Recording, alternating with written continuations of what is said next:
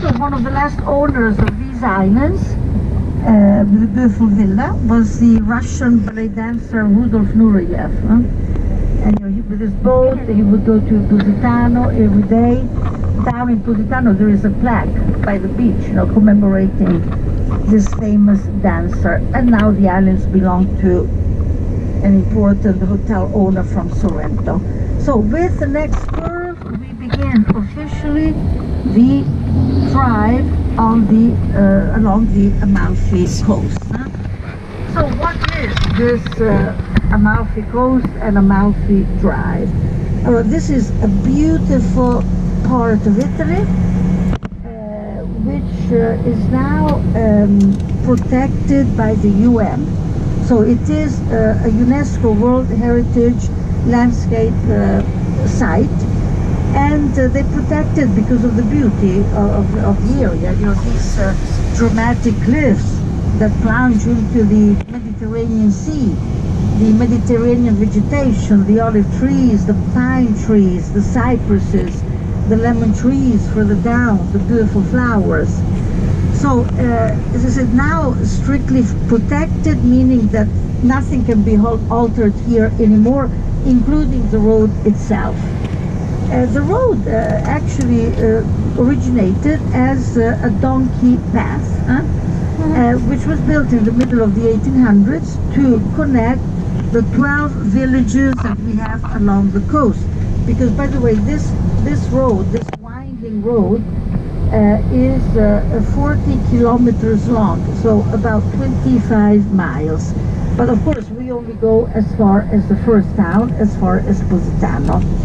And so, in the middle of the 1800s, they built this donkey road, and these villages, now renowned resorts, at that time, they were only fishing villages, or at the most, the people would be farmers.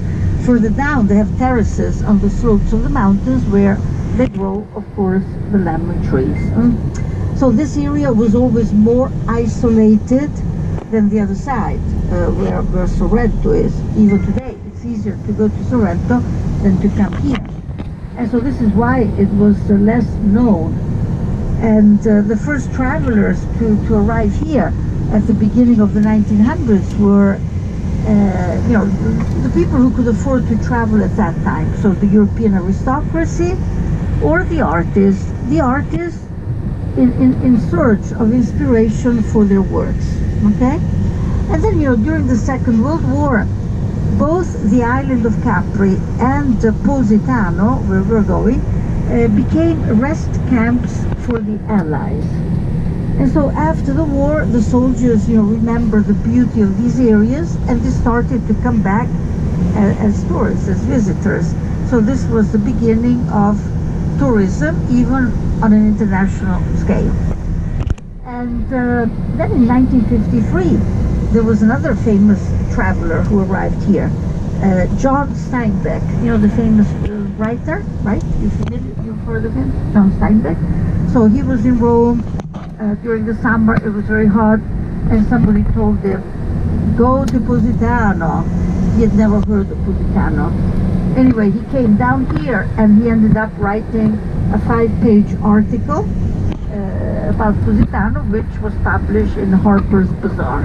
And so after that, then it became very famous, and everybody wanted to come to Positano, the Hollywood film stars, the VIPs.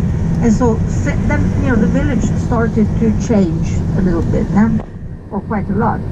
Because from a fishing village, even though the appearance is still the same, but, now it is, as I said, a very popular place, particularly with these famous people. They used to stay at the hotels. Nowadays, they come with their yachts. And so that is also when the road was changed from a donkey path to the present road in the 1950s. And by the way, I if you have the time and you just go on Google and you can read this article by Steinbeck, because it's really very entertaining, wonderful, and he begins by describing the drive down to Positano the way we are, except that he was here with a crazy Neapolitan driver from Naples, and he didn't have Antonio, right? To drive nice and gently down the coast. So how do you like it? Huh? Further down, the views will become much more beautiful. Here, if you look down, every now and then you may see a watchtower. This is all along the coast. They have a system of watchtowers, which was protective system dating back from the 8th century onwards, to protect the coast, because the enemies always arrived from the sea, the pirates, the Turks.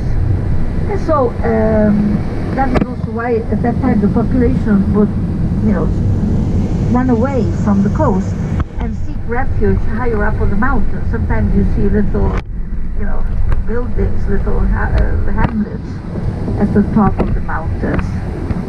So the whole area is named after Amalfi. Amalfi is the largest town. We don't go that far, but also Positano is much nicer. Amalfi is a bigger town with a lot of traffic, noisy, and so Positano is much nicer. And however, Amalfi was an important naval power about 1,000 years ago. They had a fleet of ships, and they carried out a lot of trade with the entire Mediterranean, just like the other maritime powers of Italy at that time, Genoa, Pisa, and Venice. We know that eventually Venice defeated the other three and remained the only naval power and ended up controlling all of the trade in the Mediterranean. But for a while, even Amalfi, was important, powerful, and rich, and it ruled over all of this area. So when we arrive in Positano, can you see all the boats there? So Positano is not far. As I said, we have to leave the bus in a certain place, in a garage, and that will be our meeting point later. And then from there, you walk with me.